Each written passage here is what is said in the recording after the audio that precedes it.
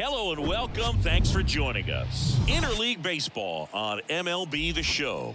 It's the San Diego Padres and the Toronto Blue Jays. Joined by my partner, Chris Singleton, I'm John Shambi.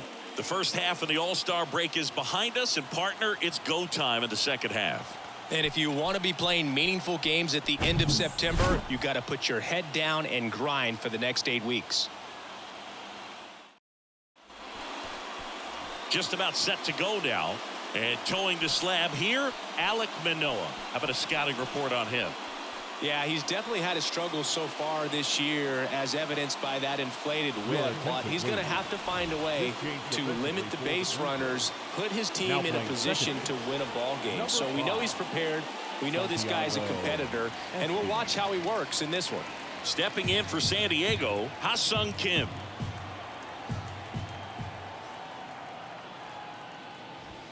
Caught him looking for the K. Oh, nice job right there. He struck him out twice. The pitch before looked like it was strike three. Doesn't get the call. Bears down. Throws another quality pitch for the strikeout.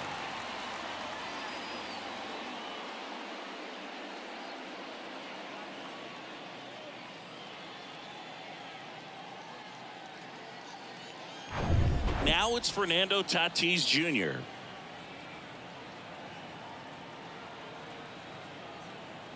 Tatis waits.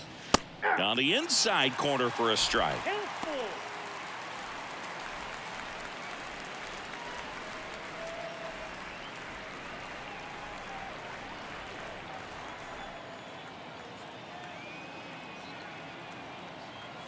And a payoff pitch.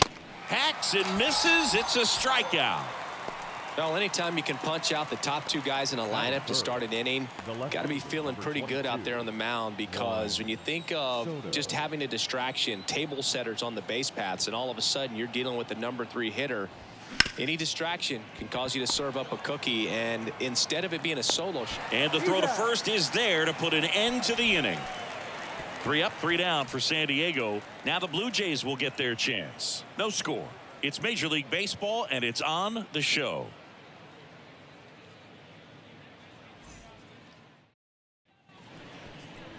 Back here at Rogers Center, and today's starter, Joe Musgrove. Chris, it's a little more common these days, but still, he's a strikeout per inning type of guy. Well, I hear you about the strikeouts. A lot more guys striking out today, but when you consider having the ability to get that strikeout, particularly when you needed a man on third, less than 2 outs, situations where, yeah, maybe you're not a real high strikeout guy, but just knowing you have the swing and miss stuff in a big spot, I think it's real critical, and he's got it. Ready to go for the last half of the inning. And now George Springer. Next offering is downstairs. Musgrove was originally picked in the first round of 2011 by the Blue Jays, but now a San Diego kid. Oh, now this is drilled to center. Way back there. On its way and gone. George Springer leaves the yard, and the Blue Jays have the lead now. It's 1-0. He put a charge into that one. That was a lightning swing right there, no doubt about it.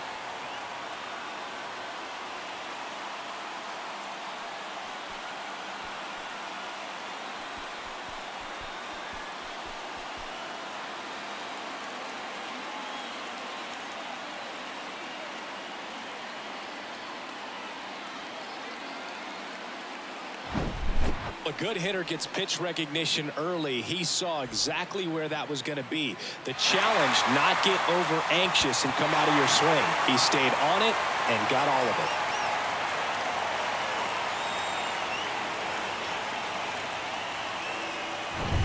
it. Bo Bichette up to the dish. He's got the power, but great contact skills. One of the best contact hitters in the game. Next offering misses. 2-1. Yeah, it's really been fun watching him develop as a major league pitcher with the Astros as part of that 2017 World Series championship team. It was kind of an afterthought, but after being traded and bouncing around a little bit, he really found himself and became a dominant pitcher of the game. Batting third, the designated hitter, Brandon. Up to the plate, it's Brandon Belt. The 1-1. And another ball. Ball 2.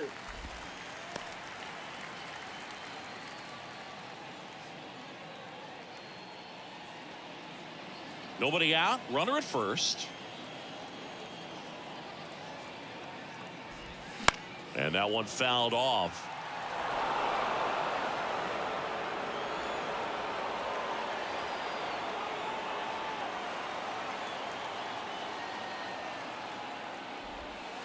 Next pitch is outside. Part of the order coming through now, and with one home run already in this inning, they're definitely looking to do some more damage.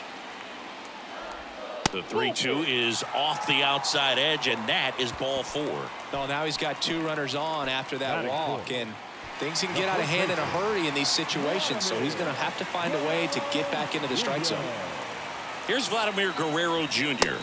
Misses inside, and now 3 balls and a strike. Bichette over at second. Bell on at first with nobody out.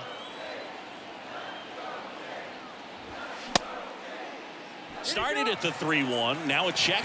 And down to first we go. Did not go. 2 walks in the first has to be some cause for concern. I mean, you're talking about a guy you want to pitch deep into the ball game. It's not going to help with the pitch count right there. They can't afford to hand out free bases at this rate. Swung on, belted. Grisham going back some more, hauls it in on the warning track. Both runners tagging. He's in to score on the sac fly. It's 2-0. To third, not in time. And it's runners at the corners with 1 gone. And now for the Jays, Santiago Espinal taking his first at bat of the game after entering on defense. It's been such a good hitter with runners in scoring position. Some guys just take it to another level. For him right now at the plate, it's like everyone else is in slow motion and he's in full speed. All right, Singy, how about some trivia? Who's the only guy to reach when Joe Musgrove threw a no-hitter? I don't know. Joey Gallo. He hit him with a pitch early in the game. That no-hitter for Musgrove, it was the first no-hitter in Padre history. It was only his second ever start with the team. Here's a 2-2. That's foul off to the right side. Keeps the AB going. Well, lots of pitches thrown in this first inning. It's kind of that nightmare scenario for starting pitching. But you know what? It's still early enough. He can settle in. He can get some length if he just cleans up his mechanics a little bit. Next offering, pop foul off to the right out of play. He wanted that fastball high and tight, looking for a strikeout. Just didn't locate it very well. 2 on, 1 out. Keeps the at-bat going with a foul ball. Well, they're really running up the pitch count in this first inning. Lots of confidence from this team that is perhaps the hottest in baseball right now. 2-2 now. Just off the inside edge. Really good take, especially with 2 strikes. The 3-2 is off the outside edge, and that is ball 4. Well, that's a nice job of grinding out that at bat. Saw a lot of pitches and ends up drawing the walk. Very gritty. And now it's Dalton Varsho. Righty delivers. And a foul ball. The last thing he wants is to hit the ball on the ground, but I wouldn't expect many pitches up in the zone. They'll be pitching for a double play in this spot. 1-2 now. And there's a ball. Well, Boog, early on in this one, having a hard time getting settled in. He's not showing control to throw strikes, and let alone to throw it where he wants in the strike zone. This could be a tough one for him.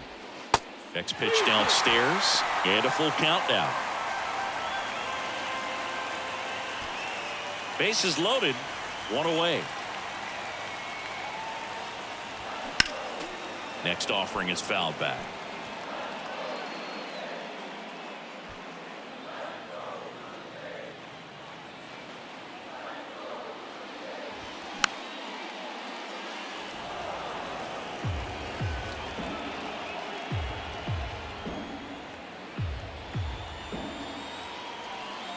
Payoff pitch. Ball 4. He's walked in a run. He's really gotten himself into a mess out there and now forces home a run with the walk. This inning's definitely getting away from him. 1 down. Danny Jansen digs in now. Ball to strike. The pitch. Swings through that one for strike 2.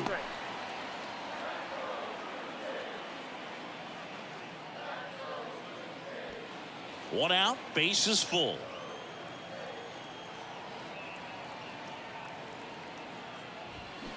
Swings and blasts one deep to left center. Back there.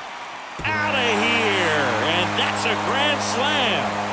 That'll fire up the dugout, and they add to the lead. It's 7-0. He absolutely feasts on right-handed pitching and devours that one for a homer. And you can see that's what he expects of himself at bat after at bat. He's that confident.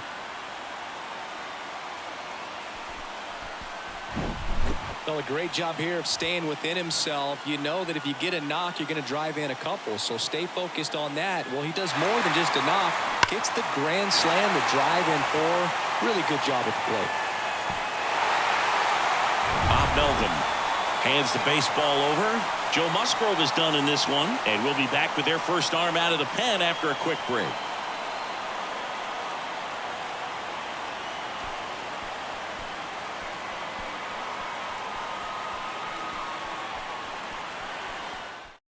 Pitching change here, Steven Wilson.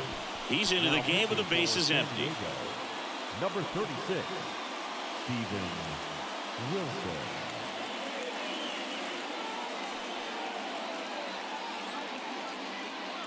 Here's Kevin Kiermaier. Pretty amazing, going way back. Possibly the best center fielder I've ever seen. Next pitch is popped up.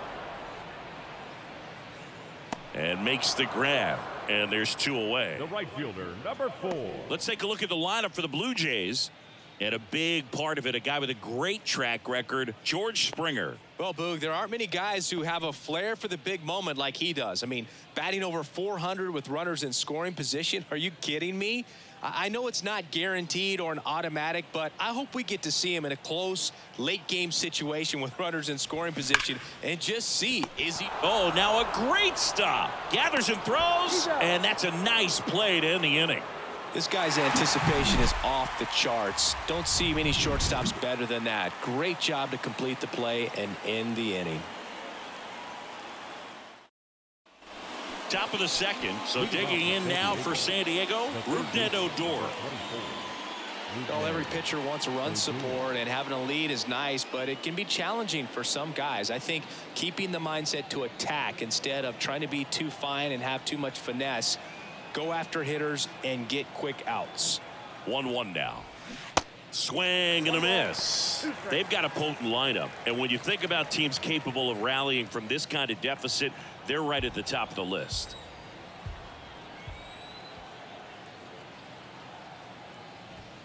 Swings and misses, struck him out. Batting fifth. Here's Xander Bogaerts. Xander Bogaerts. This ball's chopped on the ground. 2 up, 2 down. Out. Batting sixth, the first baseman, number 9. 2 outs, base is empty. And now the first baseman, Jake Cronenworth.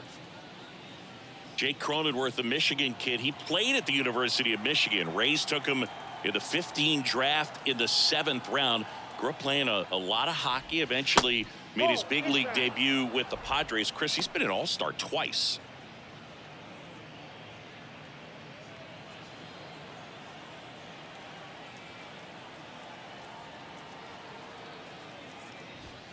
Swings and misses. That's strike 2. Yeah, and when he came up to the big leagues, just seeing how quickly he was comfortable, looked like a veteran player, and just solid skills all the way around. To me, he was kind of that sneaky favorite player that I had. Next pitch just misses, and that's ball 3.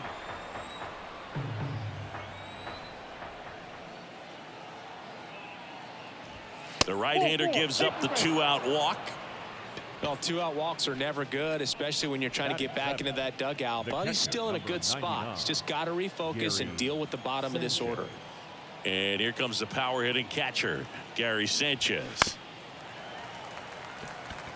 Versatile player defensively, can play all over the place. In college, he was a two-way guy. They not only used him as a middle infielder, but he closed games, and the Rays actually used him that way at AAA in terms of letting him throw some meaningful innings as a reliever.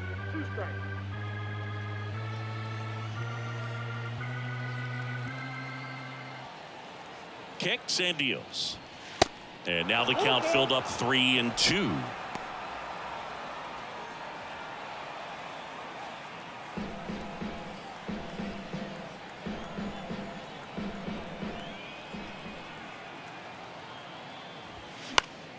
Fouled off again, and it remains 3-2. Cronenworth off of first with 2 away.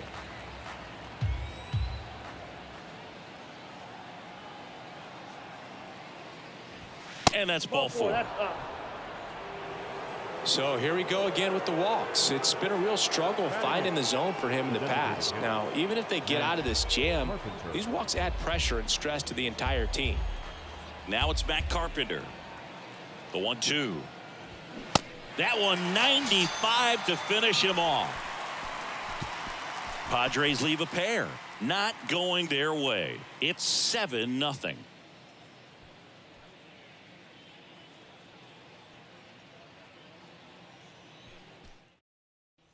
Bottom of the second. Here's the shortstop at the plate. Bo Bichette. When he steps into the batter's box, the comfort level looks so high. It doesn't matter what kind of delivery that pitcher has, what kind of velocity, what kind of secondary stuff.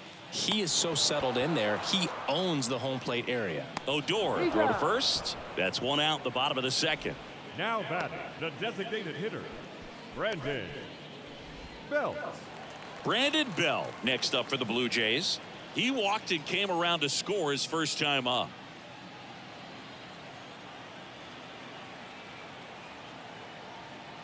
Here's a 1-1.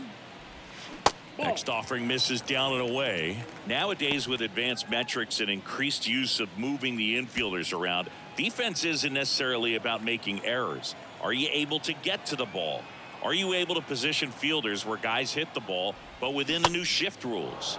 Swing and a miss, and now 2-2. And an area that goes unnoticed is the coach that's responsible for positioning, and then the research person that's providing the information. So what we're seeing in baseball, so many more people behind the scenes that are contributing to the success between the lines.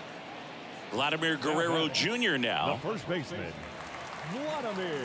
Back when you played, it wasn't the empirical data we have now. It was a guy with a ruler and a diamond taking a colored pencil and drawing a line where he thought someone had hit the ball, right? That or just going off of gut or feel. What does it look like his swing is today? What's the pitcher throwing? They are sticking to the metrics and what seems to be most consistent for that hitter, regardless of who the pitcher is on the mound. Looks like he's just sizing him up there. Really good pitch to hit, but he took it all the way. Sometimes guys just want to set their timing later on in the game. That may be a pitch that he turns on.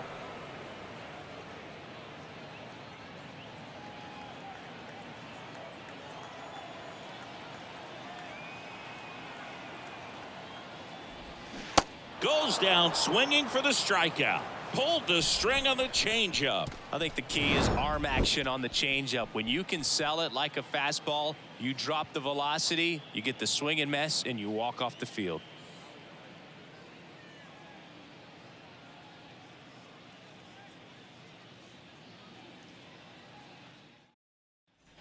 Back now in Toronto. Now it's Trent Diego. Grisham to the plate. The center fielder, Trent Grisham. Ball and a strike. And a strike on the outside edge.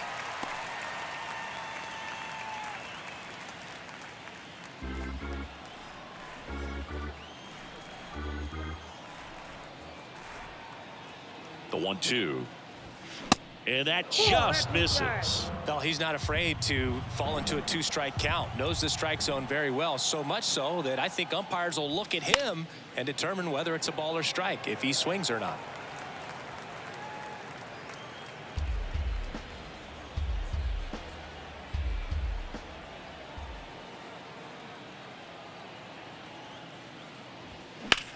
And that one lifted in the air center field. Kiermaier moving under it.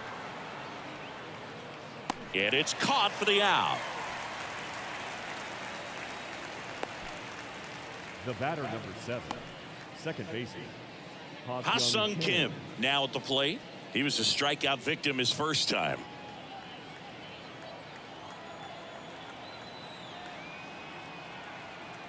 And a pitch. Good eye right there.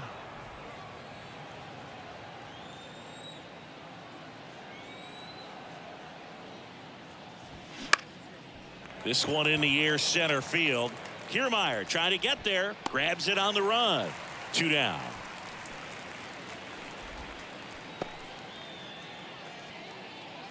Fernando Tatis Jr. to hit here. He struck out swinging at his first at bat. You talk about the power and the speed together.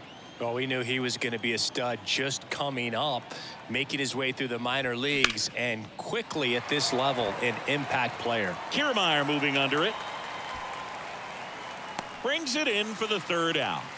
No runs, no hits, no errors. We move on to the bottom of inning number 3. Blue Jays 7 and the Padres nothing.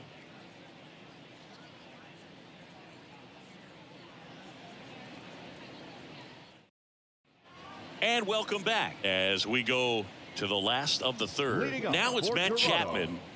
It's interesting, he plays kind of a power spot defensively, but runs pretty well. So when you're looking at that position, you're not expecting someone that has maybe above average speed, but he does. And I think that skill set really upgrades the position, because when you have that kind of speed, it makes the whole team that much better. In the air, pretty deep out to center field. Grisham makes the play, and there's 1 down.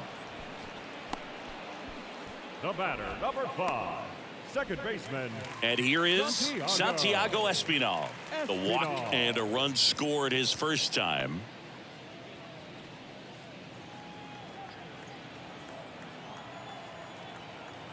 The 2-1. Movement in the bullpen. Brent Honeywell Jr. getting ready to come in for Bob Melvin.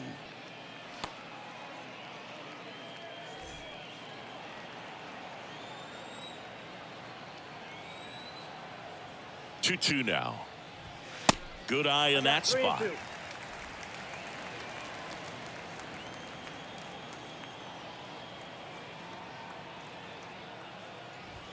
And that one hit 97 on the gun. Really love the pitch sequence right there. I'm telling you what, pitcher and catcher on the same page right now. 25, Dalton Varsho. 2 outs, base is empty. Dalton Varsho will hit next. Next offering is down low.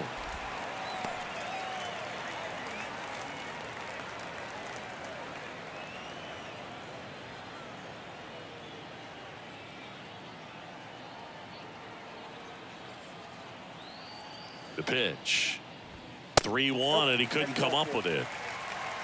One of the things about that 2-out walk, the base runner over at first base is going to have a very aggressive secondary lead. So a ball down the line or into the gap will produce a 2-out RBI, and those are the best. That is, if you are the offensive side of it.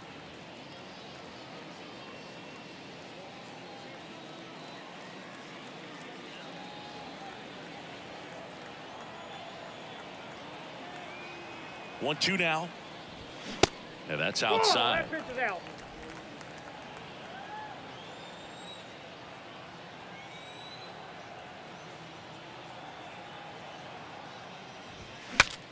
Breaks his bat and pops it up. And that ends the inning.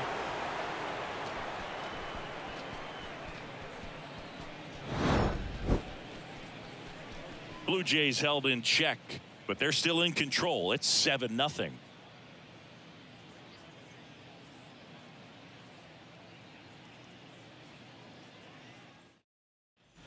Start of the 4th. Now the left fielder, Juan Soto. The left fielder, number 22, Juan Soto. Right-hander kicks, deals. He's been pitching well, but going through this middle of the order second time through, we'll see what kind of adjustments are being made. And the righty deals. That one misses, so a leadoff walk. You know, I think he's okay with that outcome. It wasn't an intentional walk, but He wasn't exactly trying to attack the zone either.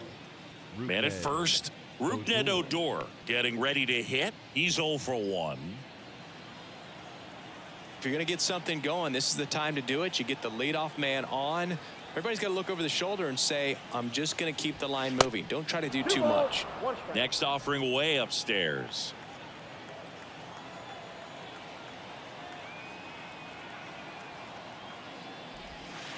There's a strike.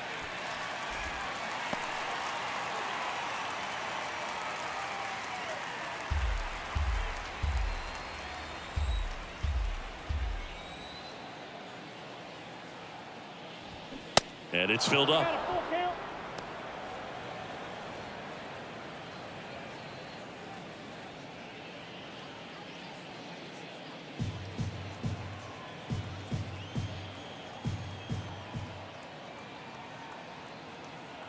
The pitch. Good job to fight that one off.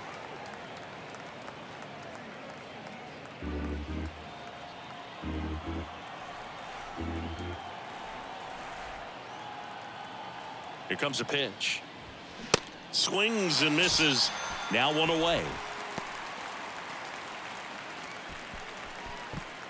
Now here's Xander Bogaerts now. Grounded out back to the pitcher his first time.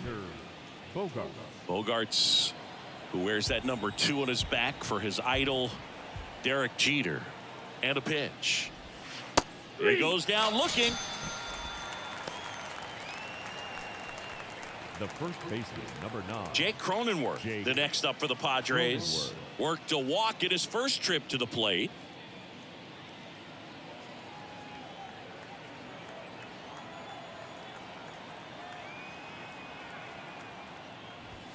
Next pitch misses. 2-1. The Padres hitless so far in the game. 2-1 pitch is in there, and the count is even.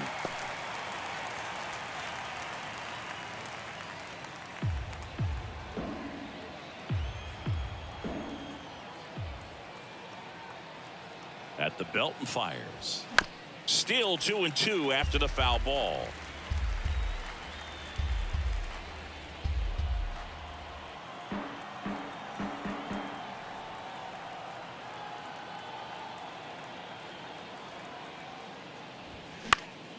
Popped up to the left into foul ground. Chapman makes the catch, inning over. One left for San Diego. They continue to trail 7-0.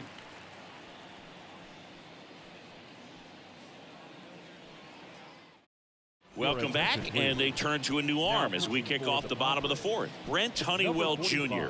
And as relievers go, he's not a big strikeout guy. He tries to force weak contact, so command and execution are huge for him.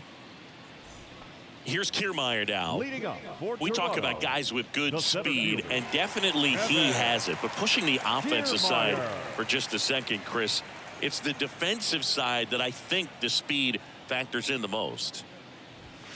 Check swing, went around, 3-2 now. Well, he gets to balls that get by most people at that position. Just really impressive because there's certain times the ball comes off the bat, automatically that team that hit it thinks that they've got a base hit, or they may have extra bases, and he just takes it away. Hauls it in for the out. Now batting, the right fielder, Joe. And the batter is George Springer. He's already homered here in this one.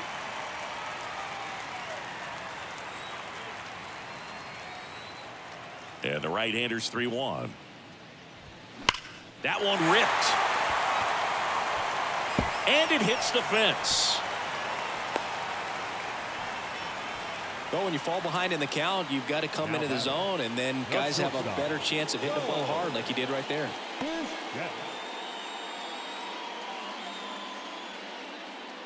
And next for Toronto, Bo Bichette. Singled and scored back in the first. He's 1 for 2. The next pitch misses. 3-1.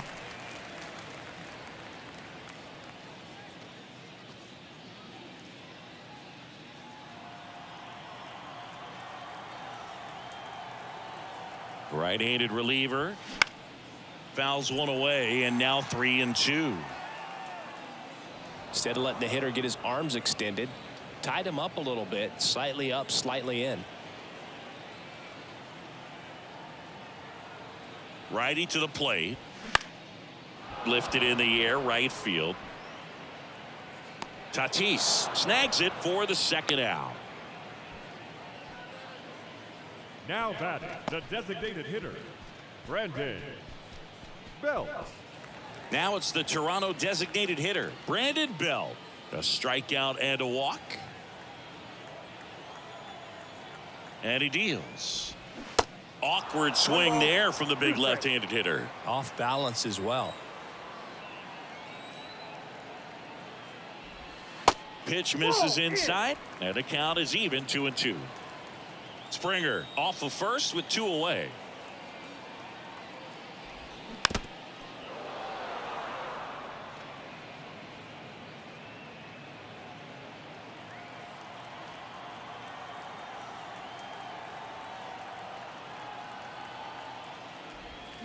And a swing and a miss, and that's that. So 1 hit is all they get. We played 4. Blue Jays 7 and the Padres nothing.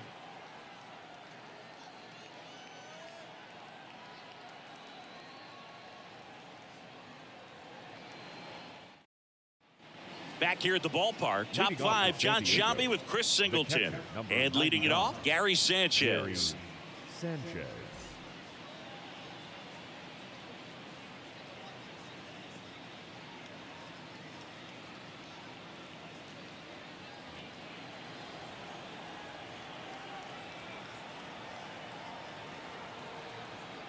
And a 1-1. Good eye right there. In today's game, you look at exit velocity as a measure of process, and if guys are hitting the ball hard, eventually the results usually follow. Gary Sanchez, he is a guy that hits the ball hard. Kiermaier makes the grab, 1 away. Now batting, the designated hitter, Matt. And here is Matt Carpenter. Kind of a throwback. No batting gloves.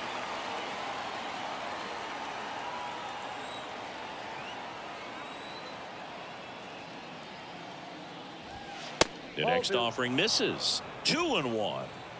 The Padres still looking for their first hit in this one. That one in for a strike. 2-2.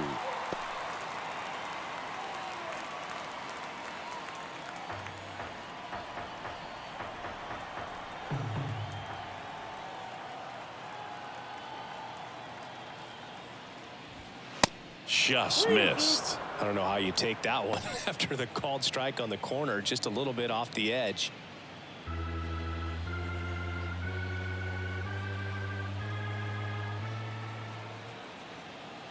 Kicks and fires.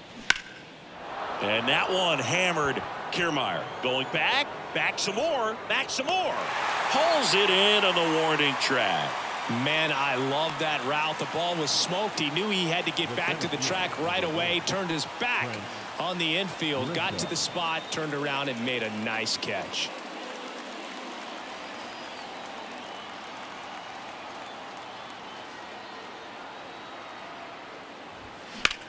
That one drilled left field. Varsho moving back for it. Back some more. And he's got it. Ball game. And the Blue Jays take this one in a blowout. When you win 5 in a row, the confidence just goes to another level, and you start to gain this momentum, and you think that you're never going to lose a game again because things are clicking up and down the lineup. Pitchers are pitching. Guys are making the plays defensively. This is the kind of feeling. It's not going to last all season long, but you want to ride it as long as you possibly can. Perhaps push it up to double digits. This one ends 7-0. For Chris Singleton and our entire crew here at MLB The Show, thanks for stopping by. I'm John Sciambi. Talk to you soon.